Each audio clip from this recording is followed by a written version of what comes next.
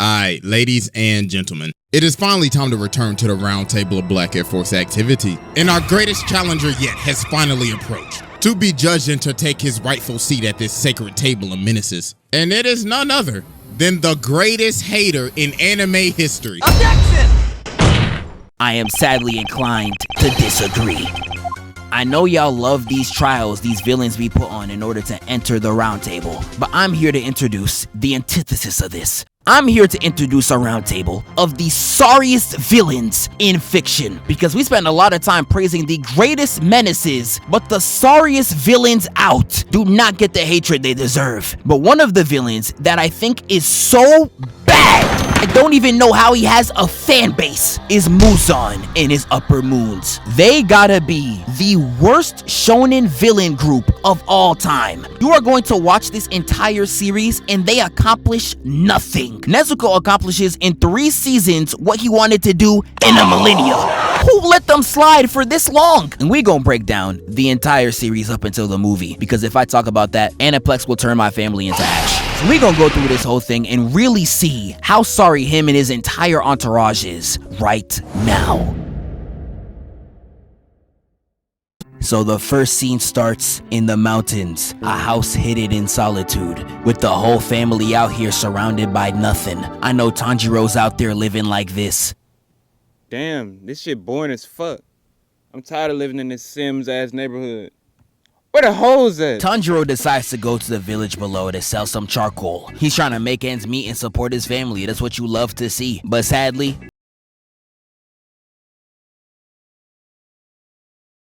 up the mountain, he lays his eyes on his entire family slaughtered. I'm talking everyone on the floor. I'm just seeing bodies. Like I'm Franklin Saint. And yeah, this man Muzan done killed a whole family without even showing his face. Nonchalant killings are a much bigger offense. I swear he thinks we don't see him. But this is not the only crimes that Muzan commits today, because he literally turns Tanjiro's sister into a demon and forces them to fight while his dead family is still in the background. Hell no! Yeah, hell no, bro. Something's wrong with him. But Tanjiro starts fighting Nezuko, and I ain't gonna lie, he's getting the straight belt put on him. She's really beating his ass with no remorse while he's just crying to get her to stop. And he really would have got backed up if this guy ain't come in to save his career. Giyu comes in looking clean as hell, and I ain't gonna lie, Tanjiro was glazing like a motherfucker. Ladies, I'm trying to do my work today. Leave me alone type shift. Shake your dress! But that glaze immediately stops the moment he tries to uphold on Nezuko. And this right here really showed me is that I never want to be a main character, bro. We not even 15 minutes in the first episode and everyone related to the main character has faced death. Like, I'm not gonna lie, at that point, just slide it in, bro. I really don't know who's worse, being an anime main character or Batman. Batman can't be in any universe without his parents getting switched down. Your girlfriend beat on you, nephew? Switch it down, nephew! But they have a quick little scuffle, ending with Tanjiro on the floor and Nezuko breaking her demon blood and actually protecting her brother. And Giyu at the end of the day ends up sparing them. But once Tanjiro awakes, he gives them some advice to become a demon slayer and he gets to work. And we get a bunch of random hijinks. Tanjiro starts talking with ghost people like this guy, and Hero Brian. He ends up fighting Forrest, Drewski, and then he fully becomes a demon slayer. And when he heads out on his first mission, he is immediately alerted. Nah, I'm smelling Dior Sauvage?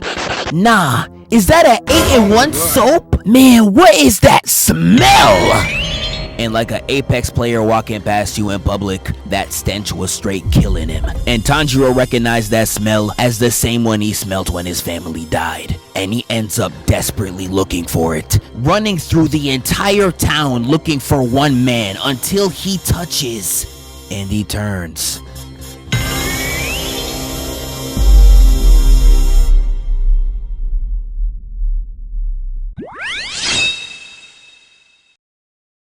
And he turns, red eyes looking like that drink. Looking down in straight disgust comes Muzan. And before we move on, I have nothing else to say besides look at that drip. Like, bro, I know y'all see this, bro. Hat matched the shirt matched the belt. Belt match the cash Jit Lee swag. Oh my days! That's a smooth criminal, nigga! And when I said smooth criminal, I really meant smooth criminal. Tanjiro finding out that he's just a wolf in sheep's clothing and that he's pretending to be a human this whole time. And I really don't know how this is even possible. We have been shown in this series that these demons smell like Sanshiro. I feel like somebody would have caught him by now. And even if not, nigga, he got red eyes and fangs. How y'all ain't noticed? But he's really out here moving covert, but this scene always pissed me off. He really attacks this innocent man in plain sight, turning him into a demon in front of the whole village. You telling me Brody struck his neck and nobody noticed? They're acting like nobody's watching, like a Rakai stream with no Kai Sanet. Nigga, this is basically prime time square. You can't even walk there safely with a nickel in your pocket. You expect me to believe that nobody saw this? Fuck no, baby. But that human ends up becoming a demon, causing Tanjiro to get distracted and allowing Muzan to make his escape, with my man's fleeing right into an alleyway, where he runs right into a group of 3, and the drunk one right here runs right into Muzan. And I ain't gonna lie, I saw this and I thought it was raps right there. But Muzan actually lets him go, actually giving him mercy, and he continues to walk. And for some odd, bizarre reason that can only be answered by the 1.5 brain cells in this nigga's head, he says, "See, I didn't know I came here to be disrespected." What? Nigga, what disrespect are you feeling? He told you to move. You're in the way. He continues to just run his mouth up at Muzan. What even are you? Some type of MJ off Timu? You wouldn't even get his look right. That suit's off Panda Buy. And look at your face. You're chopped. Chopped? What the f did this nigga just call me? This bitch ass nigga ain't even in my tax bracket. This nigga is crazy. The big one tries to run in, but Muzan hits him with the... launching this man higher than Hogan ever was, and he let Newton's law of gravity do the rest, leaving Muzan already at 2 kills. But last time I checked, he needs 1 more for that UAV. Walking up to the terrified woman and saying, "Tell me, girl, look at my mute jawline, my veneers on fleek, these freshly retwisted locks, and tell me to my face, am I chopped?" "No, sir. You're so fine. I probably want you." "Oh, so you want me? Let's see if you can handle it." And this man proceeds to drive his finger in her head. Had Shorty hit in the Harlem Shake. And then he proceeds to say this: "Pitiful human, you could've handled a real nigga inside you if you tried." And this death was so gruesome, I forgot it even happened. Her body proceeds to combust from the inside, and she erodes right in front of Muzan's face. One of the most violent kills in Demon Slayer happens within its first 5 episodes. This is insane. And once I saw this, I was like, nah, get him out of here, coach. But Muzan, after getting his newly acquired UAV, calls in 2 of his demons and is like, "They at the bottom left of Nuketown. Make sure you smoke them." I got to, Zeke. Sending 2 lower ranks to go do the dirty work. And I know a lot of y'all watching this are probably like, damn, Muzan really moving like King Von. And yes, you're not wrong, but he does not move like this against just humans. He is willing to manipulate and defile his own disciples for his own gain. We can start it off with these 2 villains that were just introduced. These 2 were really lied to by Muzan into thinking they were upper rank moons, when whole time these niggas were barely G League. Really gassed their head up for no reason. Muzan was doing them like a little brother playing the game. He think he playing so good, whole time the controller is off. It was actually embarrassing, because this whole fight they was out there saying, "Yeah, we're upper moons, we're legendary." Got Tanjiro watching like, "This nigga's legendary? Based on what?" And because they were manipulated into thinking they were better than they actually were, they get packed up with ease by Tanjiro, had me watching like, "He'll still be alive right now if you niggas ain't gas him up." And one of the other rules Muzan places on his demons is that they are to never speak his name. He is so iced, he won't even let a broke nigga utter his name. And the volleyball girl accidentally said it, and the moment she did, she felt her chest getting tight. And I was watching like, nah, this nigga gon' die. She knew she messed up the moment she said it, cause she immediately started begging and pleading for her life. Got her looking up like she's speaking to the Holy Ghost, and trust me, you're not seeing him. With Muzan brutally massacring her from the inside like how Ant-Man should have done Thanos, killing her dead. And this scared everyone straight. They was all shook. They knew if they was ever gonna see Muzan, it was what?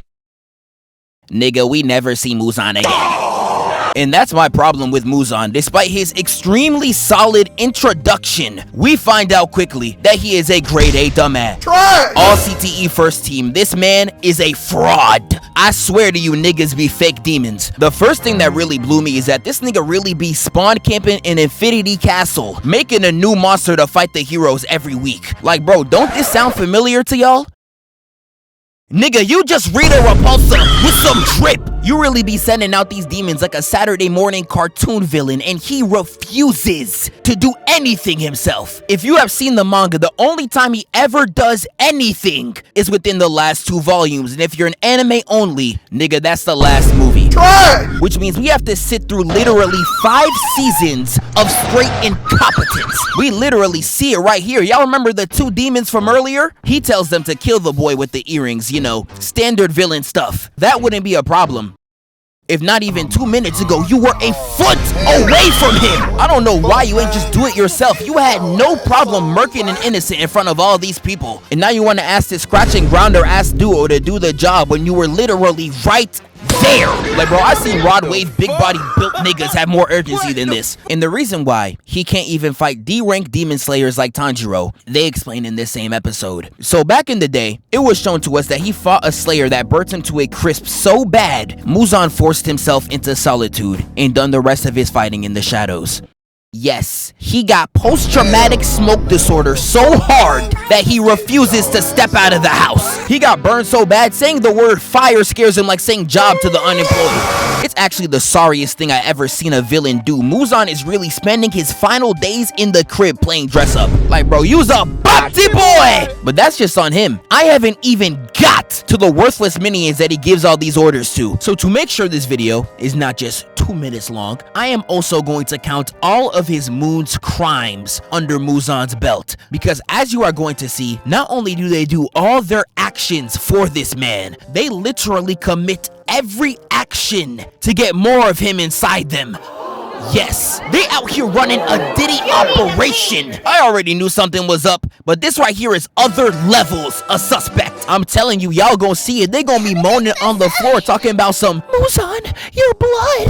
Aw, hell nah, bro. What the f am I even watching? But before we get into Act 2 and talk about the minions, we got a word from our sponsor. This video is brought to you by Raycon, the sponsor of today's video. It's Raycon's anniversary, and the Essential Open Earbuds are currently the hottest item out right now due to their 30% off deal. And they have honestly become my favorite items to use. I take these everywhere. If I'm editing, I got them. If I'm working out, I got them. I could be doing the most miscellaneous task. Best believe, I got them. Raycon's Essential Open Earbuds keep your ears open while still delivering crystal clear sound. And it sits above your ear canal so you can still stay tuned to traffic, coworkers, or any type of commotion that's happening around you without you ever losing quality to what you're listening to, which makes this perfect for the gym or outdoor workouts. I use this all the time when I'm outside. The ear hooks are also ultra lightweight and flexible, able to fit on any ear, and the battery life on these is insane. 8-hour earbuds and a 36-hour case. I swear these things are damn near immortal.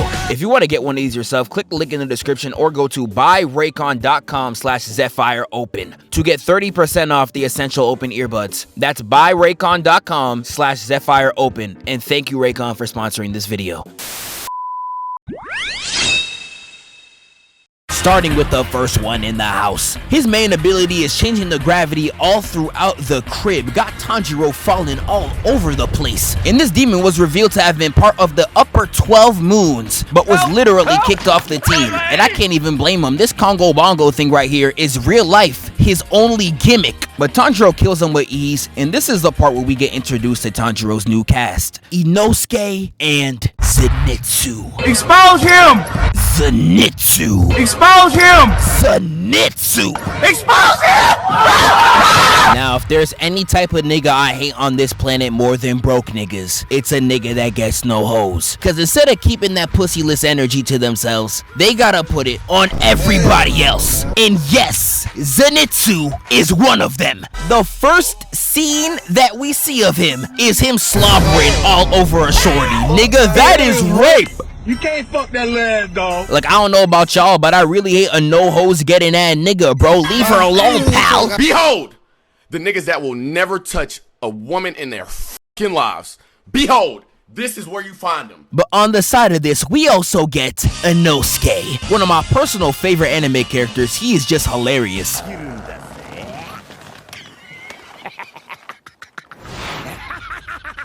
My goat. And the fight he has with Tanjiro is one of the most underrated in the entire series. The choreography for how short of a scuffle this is actually insane. And they was really putting hands on each other, I ain't gonna lie. Like, peep this weave right into a sweep. I don't even know where little bro was aiming. He got worse aim than Black Boy Max. Tanjiro tries another kick, and we got Inosuke hitting the Tailil right into a backwards axe kick on this man's dome. Had Inosuke out there putting belt to ass until Tanjiro grabbed him and headbutt his helmet off. And once the mask comes off, we see... Oh my days! This nigga beautiful! I ain't gonna lie, I don't know what facial routine you got on, but send me that! I need that right there. Out here with lashes cleaner than Cardi B's, okay? But Tanjiro gathers his new RPG cast, and they head out for their next quest in the forest.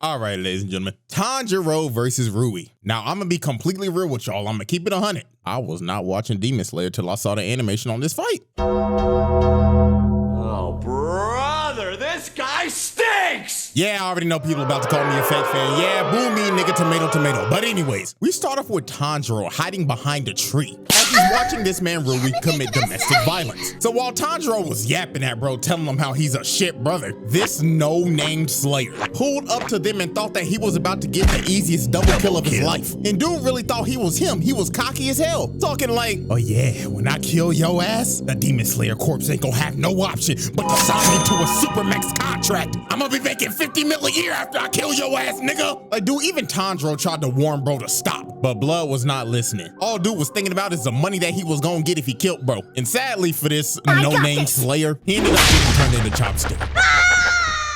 Fatality. Yeah, R.I.P. no-name nigga, you will not be missed. Anyways, let's get to the real fight. Rui starts throwing these sharp-ass strings at bro, cutting them up and already making them bleed. Not gonna lie, when I first watched this, I thought bro had the Doflamingo fruit, throwing around these sharp-ass web strings and shit. And he was just trying to zone Tanjiro out with it the whole time so he couldn't get in. So then Tanjiro tried to use his water-breathing technique. But this man Rui cut the sword in half. And when I saw this, I'm not gonna lie to you, I thought it was over for bro. Because I mean, this man's sword is gone. And you can't fight this man with straight hands or else you're gonna get turned into chop stew like the no-name nigga. So when it looked like Rui was about to end this man with this giant spiderweb attack, Nezuko comes out the box and eats the hit. And this had Rui shook. Because when he saw this, he was like, oh my God, did his sister actually just save him? So this is a true sibling bond. I need it. So his actual sister looking at him like, nigga, hello? I'm your real sister. Am I not good enough for you, nigga? But this man Rui decides to split her in 4 pieces. And after he did this to her, he told her, yeah, stupid bitch, you can't do shit right. Shut the fuck up. You're not even my real sister, nigga.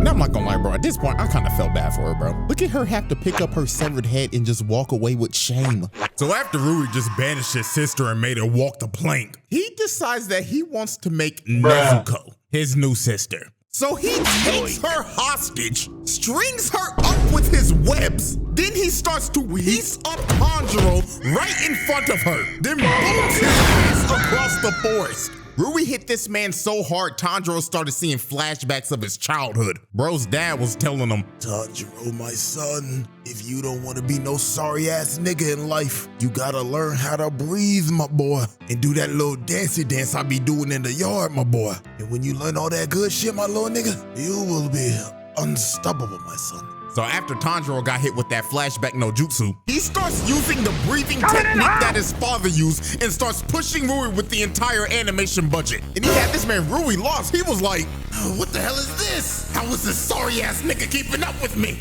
And why the fuck is the animation cracked right now? So while Tanjiro was breaking the budget, Nezuko said, tag me in, twin. Let me run up that budget as well. So she ends up using her blood demon art, hooking all of Rui's threads. Then Tanjiro comes through the fire, then smacks this ugly ass gremlin in the neck and slices his head clean off with some of the craziest animation I've ever seen. I gotta gotta know what the fuck the budget was on this episode because, bro, this animation back in 2019 was insanity. Ufotable quite literally broke the bank with this shit. But anyways, after our eyes were blessed by that moment, Tanjiro starts crawling over to Nezuko thinking that he's won. But then he thought to himself, wait a minute, when demons die, aren't they supposed to turn into ash? Because why did old boy's body not turn into ash after I chopped off his head? And well, Tanjiro's suspicion was right. This man Rui lived because he cut off his own head with his threads at the last second. So bro started walking up to him saying, oh, so you thought a little budget increase was gonna save you, nigga?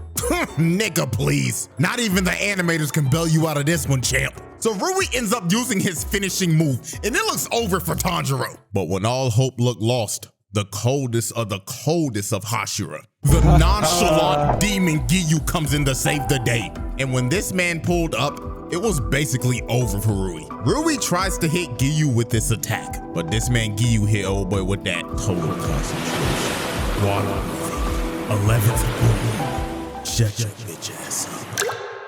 And literally 5 seconds later, this man Rui's head is cut off.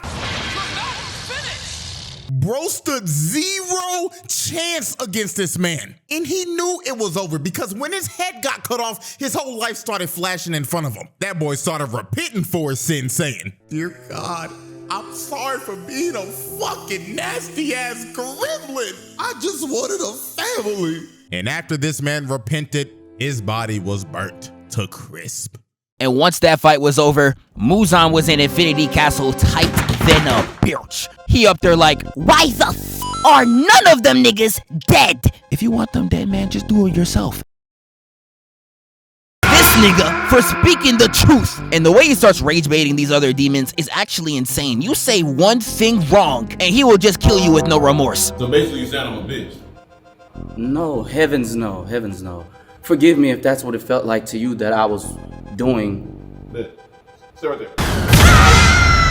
This nigga is crazy. I know this scene is supposed to make Muzan look really threatening, but it just makes him look even more pathetic. Nigga, you got more kills on your own demons than the actual demon slayers, you flippin' twit. But here's where we get Enmu, glazing Muzan to high heaven, talking about some, please feed me, my glorious king. Bro, shut up! But Muzan gives him more blood and gives him the task of killing the demon slayers. And now we get to the Mugen Train. And I ain't even gonna lie, if it wasn't for Akaza near the end, this would unanimously be known as Muzan's greatest failure. Because he clearly seen that a lot of his boys was out there getting murked. Tanjiro and the gang was on a kill streak. And you know, instead of sending out someone who actually,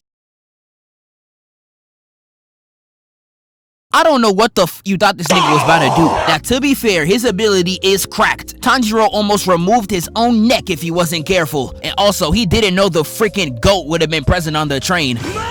But bro, you could have done a lot more to take these guys out. First off, you wanted these cores to get destroyed by 3 regular niggas? Like dog, flippin' twit. What possessed this nigga to bring Asian, Austin, and Allie and Helen Keller on a mission, bro? I swear none of these niggas were invited. And even when they did wake up, you literally did nothing on the floor. I'm telling you, Brody wasn't even trying. He turned himself into a Diddy contraption to take out the demon slayers. Is this nigga serious? I ain't gonna lie, he deserved to get packed up, because the first half of this movie really had me slumped. And when I mean slumped, I mean for real slumped if it wasn't for this man right here. That's what I'm talking about! That's why he's here, baby! That's why he's still. Nah, that can't be who I think it is! When I tell you my man's Rengoku literally carried this half right here, I can't even hold y'all folk. He truly the GOAT. And we get a lot of his best moments once this man shows up. Here comes Akaza. If y'all have seen the newest movie, you know he's one of the best characters in the verse. But when this movie came out, I speak for everyone when I say this. We hated this nigga purely for what he does to my man's Rengoku. But first, I do have to give him his props. His design is so fire. I know you got the crop top vest looking mad zesty, but dog, he got that shit on though. And not only that, the scrapping he had against Rengoku was elite. The fight starting with Akaza immediately trying to go after Tanjiro. Yeah, he tried to backdoor Brody. Once Rengoku hits him with that counter, they go straight to the ones. They really start running the ones all over the field. Had Tanjiro realizing he's a side character. Oh, they probably just fighting too fast for me to see. Oh Oh shit! I am a talker! It starts off with a left. Parry. Miss left again. He's 0 for 2. Make that 3 actually. He's moving like Ben Simmons. Rengoku strikes me. He jumps out the way. He's not playing that. And when he runs back in, he gets blocked and weaved continuously. Missing every single shot like a nigga in Lala's DMs. He really letting all these shots fly and ain't nothing landing for him. He tries a dual dive kick and gets blocked both times. Hits a rising uppercut and almost gets Rengoku in the chest. But as you can clearly see, Rengoku too quick for this shift. Slicing his forearm down like he hit in the Hannah Baker. Akaza's all up in his face trying to convince him to become a demon, but I don't know, you're doing a terrible job. Yeah, I'ma become a demon just so I can miss 30 shots in a row? I ain't gonna lie, Twin, just hang up the jersey. You clearly don't got it no more. He even got so desperate, he started copying my nigga Aang. Yeah, you really just doing shit at this point. And that's why this fight really pisses me off. Akaza landed all but 3 hits, with only 1 of them being clean. And Rengoku was out here looking like this. Like my dog, how is this even possible? Like, I don't know about y'all, I would damn near say Mickey Mouse. Like, I know Akaza was damn near holding back, but let me go, bro, please. But we get the hardest last stand out of Rengoku right here. Looking Akaza in the eyes and said, set your heart ablaze, nigga. Had that boy looking shook as hell. And Rengoku charging his ultimate attack. Charging right in, hitting the legendary! With this animation being literal sex to my eyes, it's bleeding Akaza right open. But just like any other anime, in the Shonen Jump handbook, if there is smoke in the aftermath of a fight, that's just confirmation that your attack did not work. And when the smoke clears, we see Akaza hitting the D-Rose right inside Rengoku's chest. This nigga was not impressed at all. But even with that, Rengoku being such a real nigga, still tries to go for the kill. I ain't gonna lie, this nigga the GOAT. But Akaza, I ain't gonna lie, use a bitch. Because he literally breaks his arms off just to run from the fade. Like, after all that, the moment you don't have the upper hand, you run? I ain't gonna lie, gang, I'ma hold you when I say this. Use the Bustio! But Akaza's running away, clearly trying to escape the sun. But Tanjiro was not letting that nigga slide. Looked in the distance and said, broke nigga detected. In frame 1, snipes his back. It ends up dropping one of the hardest speeches in anime. This really do not get talked about enough. Oh, so we can fight y'all in the dead of night. I could be getting hoes at this booty call hour, but nah, we fighting you. But now that some light came out, you running? You scared of some vitamin D, nigga? Man, you some bitch. And I put this on Kamado, nigga. I'ma slide for Red Goku, and I'ma take you out myself. You a bitch ass nigga. How you gonna call yourself a demon when all I see is a pussy? And after that speech, Rengoku gives some wisdom to the youth. I was holding back tears the entire time. And he passes away. Really fire arc, but once you take the villains into account, this was a complete failure. Like, at this point, Muzan, you gotta hang up the jersey. You dropped Enmu and Akaza, and you only left with 1 body? You guys only killed 1 nigga. Everybody on the train survived. How are you sorry at your court? But Muzan decides to try again, but this time, he enlists the help of a demon he knows will get the business done. And we find out about this mission right here. So this next mission starts with my man Lil Uzui. Hardest fit in the entire series, you could argue with your mums. But sadly, he's out here touching little girls. But Tanjiro's trying to press him, talking about some, stop touching her, you damn pedophile! Yeah, you're a pedophile, nigga! What's wrong with you? But Uzui tells them that he only kidnapped the girl because he needs to sneak into a brothel to save his wives. And Tanjiro's like, oh, you don't gotta do that. I can code switch to a shorty real quick. Huh? Now I'm crying. He about to start hitting the Ron Suno. Was you feel me? So you know me. I put my game face on. Niggas is like, yo, where you from? I straight did this.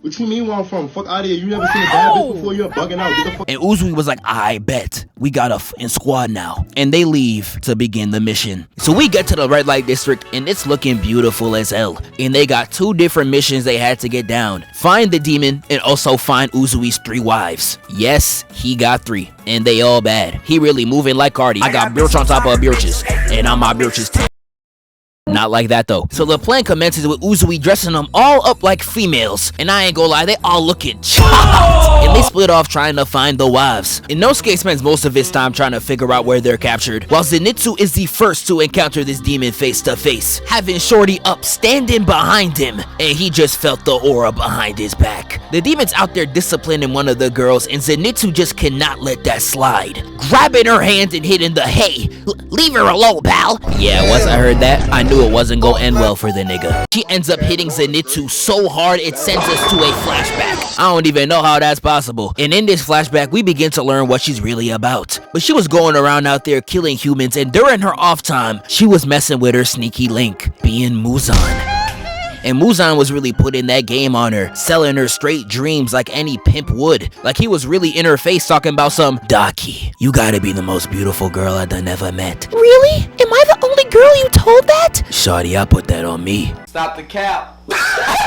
Now I'm crying. Muzan really moving like this. I'm the only girl you took here to get ice cream. Yes, you're the only girl I ever took here to get ice cream. You're special. You promise? Word to bro. Say you swear. Word to bro. Pinky promise. Word to bro. Are you positive? Word to bro. Yeah, I ain't gonna lie. The bro in question is definitely 6 foot under. But we find out she's been running this town like she's Suge Knight for the longest. And she captures Zenitsu like an Among Us kill, leaving Uzui, Tanjiro, and Inosuke to figure out the rest. And after some exploration throughout the entire town, as well as rescuing Uzui's wives, they finally reveal exactly who the imposter is, with Tanjiro pulling up on her before she devoured her next victim. She straight up slaps Brody the Bonnie Blue's home B in the streets, and this is where they really get to boxing. I don't even know if I can call this a battle. This was really just Tanjiro fighting for his life. This man's pulling out everything in his goddamn inventory only for Daki to be like, "Light work, no reaction." Just eating them hoes like it's barbecue chicken. I'm talking finger licking good special. And while Tanjiro's over there giving it all he's got, the side characters got the easiest mini boss known to mankind. Like all they had to do was fight an overgrown Laffy Taffy. Are these niggas serious? This fight was so easy it literally became an aura farming contest between Zenitsu and Uzui in front of the Huz. I'm telling you, every light skin tactic in the handbook was used. Off guard photos, nigga check. Unnecessary mewing, they got it too. They even showing off the jawline while nonchalantly showing the tattoo like, "Alright, big bro, we get it. Where's the ref? Somebody nerf these niggas." Like you already got 3 baby mamas in harmony, nigga. What more could you possibly want? While they out there showing out for the shorties for whatever reason, we get back to Tanjiro fighting in the depths of hell. While they was out there worried about some poo-poo, I'm seeing niggas dying. I'm seeing bodies gone. I'm talking him, bodies. But if I was Tanjiro, I would have been real life sick. I'm fighting to my last breath while y'all out here running 2-mans on the job. Nigga, fuck you. But when Tanjiro gets this bloody-eyed look right here, he truly locks in. First off, I ain't gonna lie, he looked tough as hell. And number 2, he was really beating her ass so bad the Muzan cells inside her started to get PTSD from the swordsman that whooped him years ago. But this is truly the aura loss of hell. How are your cells in another nigga's body getting shook by an op? Like, I'm actually crying. Niggas be fake demons. But Tanjiro uses all of his energy, and his tank is now on E. But before Daki could knock her out, Nezuko hits her with the right leg slam. Got Shadi hitting all types of poses. You don't got a single song where you should be doing this. And while Shadi's on the floor crying because she's out here looking like Gus Fring, Nezuko real life hits the Gohan. She said, "And I won't watch this anymore." Getting herself a new transformation, and she starts going crazy. She starts off by flying in with the kick. I thought she was gonna hit the Mbappe! Nope, I was wrong. Limbs cut off. Congratulations, you are now Gohan. But do you really think Nezuko wants to be weak, crippled, and dead? Fuck no, baby! Using her lost limbs as bait and stomping on her head like a Goomba. And Nezuko real life starts wilding, stomping on her limb for limb, like Batman when he finds out you jaywalked. But this is where Daki starts screaming, hitting the "Get off me!" spilling Nezuko's blood all over her, and that is exactly what she wanted, because she immediately gets hit with that Holy Ghost fire, scorching her down to the bone. and she really comes out the shadows looking hella chopped. About to go scar for scar with Todoroki, that's tough. Only for Uzui to come in and chop her head off, and yes, nigga, we see the fit. Piccolo has truly caused a meteoric aura farm rise, but that was not the end, because materializing inside her body like the CTE inside Draymond Green, Gyutaro. And I truly hate when video games do this. The second phase is becoming when you're least prepared, be on your last weapon, and they're like, good luck, nigga. Like, bro, and Uzui tries to stop the transformation before it happens, but he fails the quick time event. And I ain't gonna lie, this gotta be the craziest shit I've ever seen. Not even 3 seconds out the womb, and he's already proven why niggas don't pick gay son. Because his first 10 seconds alive, he's out here glazing for no reason, mind you. Talking about some, you're so tall and nonchalant. I just know you get all the hoes. Aw, hell nah, nigga. Shaboing boing. Get the D out your mouth, bro. And the sister's not helping the case too, cause she's also in the corner just glazing, sucking that boy off like goddamn. He really got gay son and thought daughter. I ain't gonna lie, at this point, just slime me out. Listen, boy, I appreciate the glaze, but I don't sway that way. Hey man, do not call me boy. I go by they, them, because I am literally 2 niggas. Yeah, they definitely got that failed fusion dance from Somalia. Uzui hits the Simon dash attack, but they hit the James Harden step back. So he decides to hit everyone's favorite abortion technique, kicking the little nigga and slamming Shorty in the stomach. And Uzui immediately tries to go for her brother, swiping at the neck. Pause. Almost missing, but he puts a switch on that bitch. Almost cutting his head off like a Roblox character, but he parries it out the way. And when my boy gets rushed from both angles, he decides to drop the bombs. Shout out my nigga Osama. Not this one, this one. Exploding the entire area, leaving Uzui to run the fade with Gyutaro alone. But while this straight cinema is happening, we got Tanjiro kinda doing whatever. I don't even know what he's up to at this point. Zenitsu and Inosuke literally spend half their time fighting against ribbons like, scary. Shut up, man. We get the coldest fight in the entire series up to this point, with Tengen and Tanjiro literally going all out throughout the ruins of the Red Light District. When I tell y'all this fight is one of the best animated that I've ever seen, I am not exaggerating. It is truly one of one. Definitely go watch it for yourself, but to get to the end, Tanjiro, Zenitsu, and Inosuke cut the demons' heads off at the same time, finally ending the arc at the Red Light District. And although these two both failed to capture Nezuko or kill a single demon slayer, the body count that they ran up, I don't even know could be calculated. They are definitely the most successful moons to this point, especially after the complete and utter booty the Mugen Train mission was. So they definitely get an S tier out of me. And next we gotta get to the Swordsmith arc. And I ain't gonna lie, no matter how many times I see this arc, it just sucks. I'm sorry. When I read Demon Slayer for the first time, I slept. When I watched it for the first time when it was coming out, I slept again. When I rewatched the arc for this video, I once again slept. It's not like the most terrible thing in the world, but we just saw all this peak, and then this season's kind of just like, meh. I don't really like the characters in this arc besides Miss Mitsuri. God! I ain't even gonna lie, Tanjiro, same, because she's so bad. All the other characters, besides the swordsmiths that are pretty funny, I ain't gonna lie, you could keep. We do get some cool stuff related to Muzan. We do get his backstory in this arc where it's explained that he was about to die, but got a medication by this random doctor, and it was the doctor who turned Muzan into a demon. I'm crying, nigga sold him a fake perk and he still ate it like he Kodak. I ain't gonna lie, twin, you deserve it. We get this incredible scene down in Infinity Castle where Akasa's real life getting birched by Duma and Kokushibo, who I ain't gonna lie is the coldest in the series. Y'all gonna see in the next movie, and that's kind of it. Now I know this arc is universally hated, so I'm gonna go through it pretty quick, but I'm gonna try to make sure that it's fun for everybody. Even me? Yes, even you. DJ, play my! So the arc starts because Tanjiro needs a new sword. He arrives to the swordsmith village only to see the finest honey in the whole town. I know a lot of y'all was peeping her straight geek. She's so... Stop. No gooning. But Tanjiro meets Mitsuri and Muchio. Genya's here too, and he got a Glock. I don't even know why. And while they're at the village, they have to fight a demon that can split himself into 4 clones. Yes, he is literally 4 niggas. Genya with his shotgun pops one of them. Tanjiro ends up fighting this bird. I ain't gonna lie, he gets completely cooked. And Nezuko tries to run the ones too, but she also gets completely dropped, causing the both of them to get completely clapped up.